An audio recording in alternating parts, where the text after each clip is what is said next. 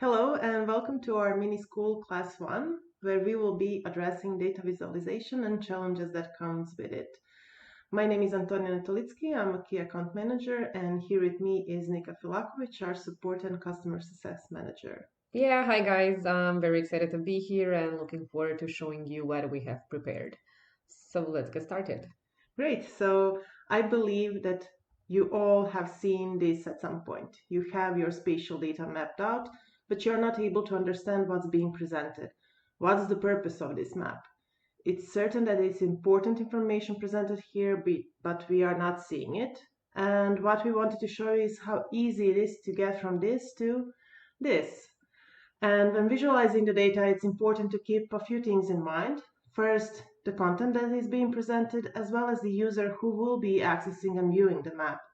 We want the end user to be able to read the map and understand its content. So how to accomplish this?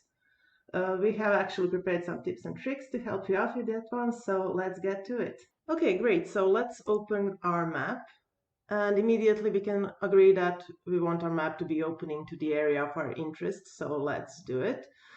I will first zoom into the area that I want by zoom to layer, that's the fastest way, and then navigate even more precisely to the area of my interest, and let's say for today this is it. And next we go under the map properties, under the advanced option, and get current view.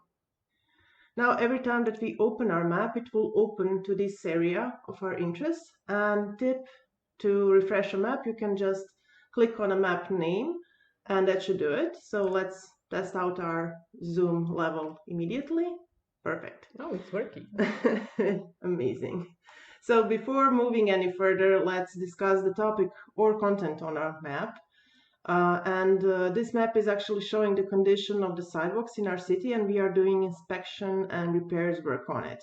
The goal here is to actually prepare the map in a way to immediately see critical areas so we can manage our repair teams. And for this purpose, we have several different data sets on our map to help us with that.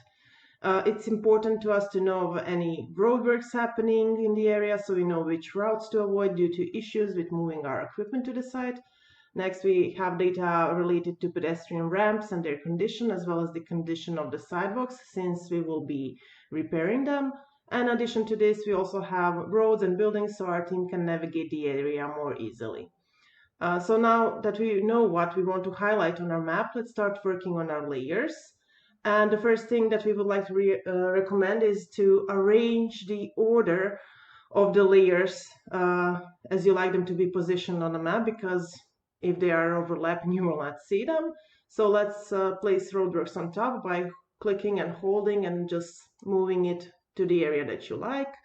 And what we also want to pull the roads maybe on top of the buildings, and that should do it. Now that we have our placement as we would like it to be, let's open up layer properties of our roadworks layer. So you do that by double clicking on it, and first I would like to rename it.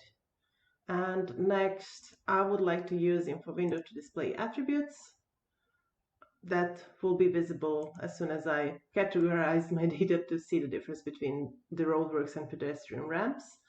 And how to classify your data, you go to the appearance wizard and you can choose between two options, distinct or continuous values. I will use distinct, but we will show you the difference for continuous values as well later on. I will use the type here for our categories because I would like to know the type of the roadwork that's being done. And I would furthermore like to classify it with our own custom icons for this type of the roadworks. So you do that by clicking on the icon on the browse, select the icon that you would like, and repeat those steps for all three categories. And once we do that, the last thing that we would like to do is to actually change the expression to label so we have it a little bit more user-friendly. And I will just type in road closed, next road open with caution, and the final one, roadworks. And let's save it. So immediately you can see the icons appearing and showing up on a map. This is nicely done here as well. And if you click on the icon itself, it will open up all the information related to this site directly over the location site. And that's, in my opinion, better option than the one on the right. That should do it. So Nika, will you walk us through the next layer? Okay, great, Antonia. Thanks. I would like to take over for the pedestrian ramp selection layer. And the first thing that I will do is to remove these underscores from the layer name. And perhaps we do not need the selection part. Oh, here we have it. And I will also turn on our info window to display attributes. I just think it looks a bit better if I do it.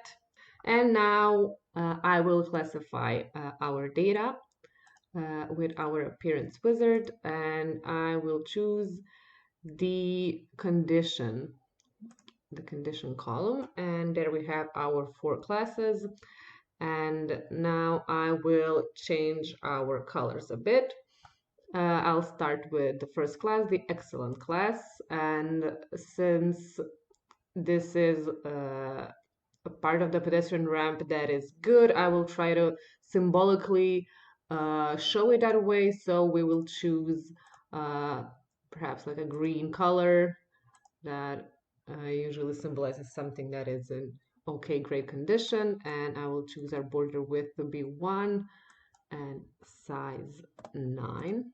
There we go. Okay, and I will do the same for the rest of our classes. And then off to our next class, the minor maintenance. I will make it yellow and with a bit of a dark blue edge, and then choose the same size as the previous one. Now to our poor major maintenance.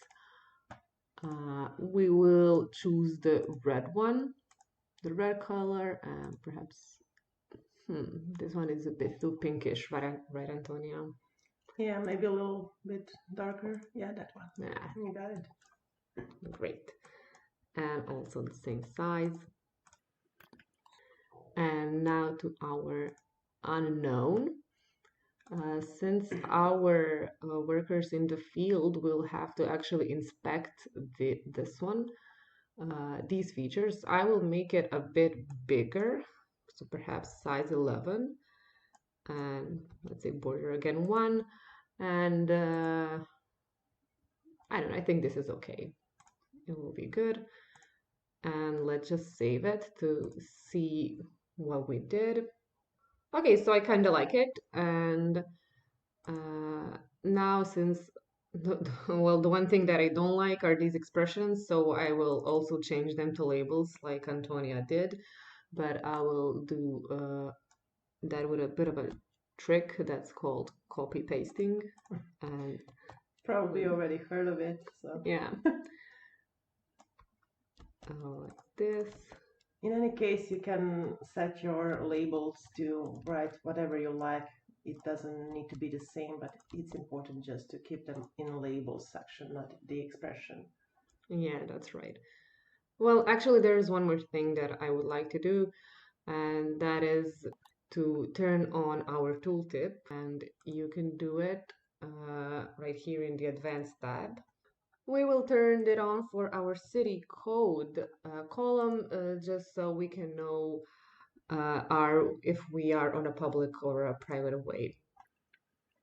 And there we go. Now, once you hover over the feature, you can see where that feature is. Okay, so now we are moving on to the sidewalk inventory selection, and let's just rename it quickly and continue with our data classification. And what we want to do here is to, actually classify our data based on continuous values. So why?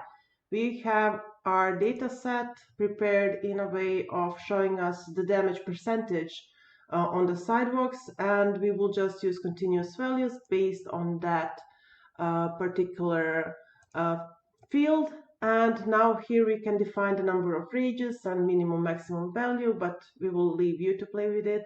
And we will just change the color palette because we want it to be blue, and then calculate. We will get 5 ranges here, and what you can do is actually change the labels as well. So let's do that, and let's just switch it to this, and I will use my cheat sheet here as well.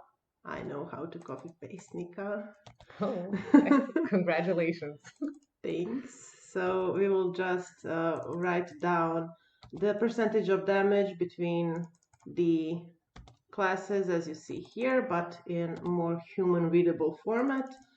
And once we do that, I would also like to, for this layer, particular layer, to be visible only on better zoom in levels, because from this far out, I'm actually not able to read anything through this content and what the condition of the sidewalk is actually in. So I will set it to be visible from a certain zoom in level. This is a presentation of the current zoom in level that you are in.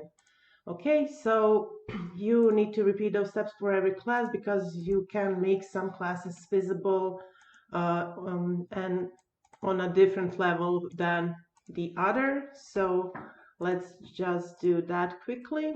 You can see it doesn't really take too much of your time.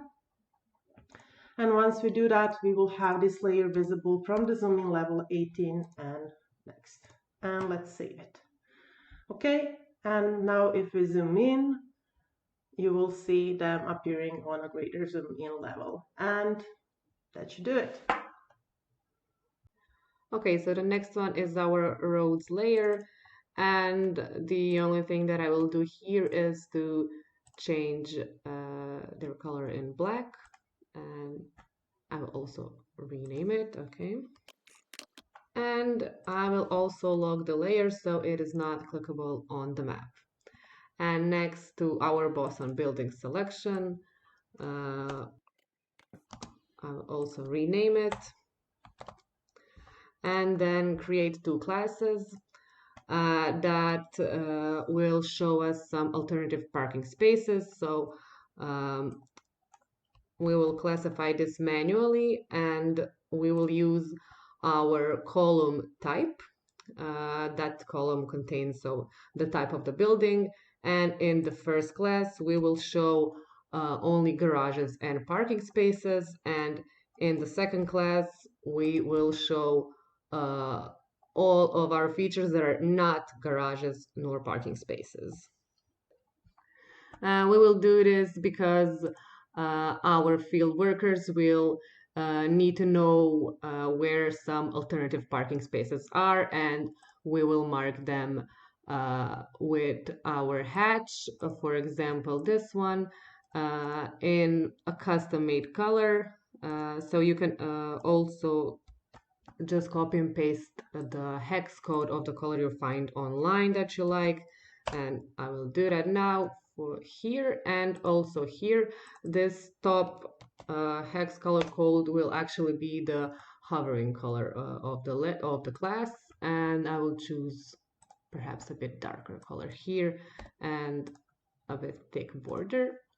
And we will choose something neutral for our buildings, for example, this color, and the border with 1 pixel. And now let's see what we did. I will just refresh the map so we can get back to our starting position. There we go. I kind of like it. I would just like to add the labels to it, so our field workers do know what this feature, the blue one, represents. And you can do it by going here and choosing the column that is type. We can also just change the font and outline color here, and then, okay, also change the labels.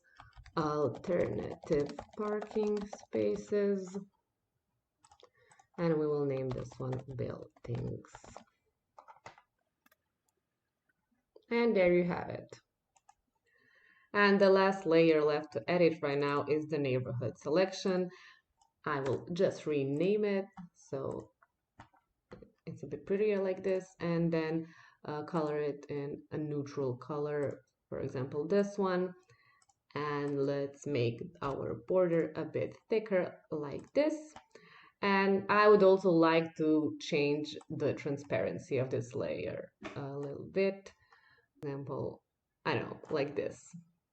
Okay, I would also like to add another layer that would make it easier for our field crew, and that is the satellite layer.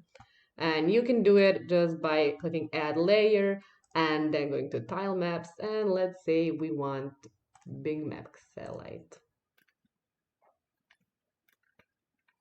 Okay, now this looks pretty good to me. I will also modify the transparency of this layer. Let's say like this. And this is really nice. Now we have an option of switching between different base maps, depending whether we need satellite view or Yeah. just a simple map box as a background, and for better navigation, I would say. Yeah, there is one more little neat trick that our users can do to further customize the map, and that is to change the selection color. And you can do it by using our custom map option that you can install in map properties in the map option. And the option is called highlight color. And in the value box, you just have to enter the hex code of the color you would like to have as the selection color, and then just click add and save. And now when you select a feature, it is, let's say, this dark blue. So basically, you can customize this kind of a selection tool depending on the content and how your data is classified on a map to make it a little bit more visible. And I believe that this option works both on layer options as well. Correct me if I'm wrong. Yeah, you can choose different selection color for different layers, and it will also be visible in our mobile data collection app. That's amazing. Yeah. And there you have it. So we are quite content with our map and the information provided here, and we can agree that it's far more understandable from the get-go than the one that we initially showed you. We have all the relevant information here, and you can immediately see all possible issues on roads, conditions of our ramps. We can see damage of our sidewalk and alternative ways of parking if there are sidewalk repairs in your area. Okay, so when it comes to data visualization, only the sky is the limit, but keep in mind that simple is sometimes better. Please use uniform color ranges that are defined for certain conditions, and last but not least, remember who will be viewing your maps. Thank you all for watching. We hope you have learned something new, and for more tips and tricks, you can visit our manual, or if you would like to get in touch with us directly to help you out with your data visualization, email us at hello@gscloud.com. And until next time, Yeah, take care, guys. yeah, bye.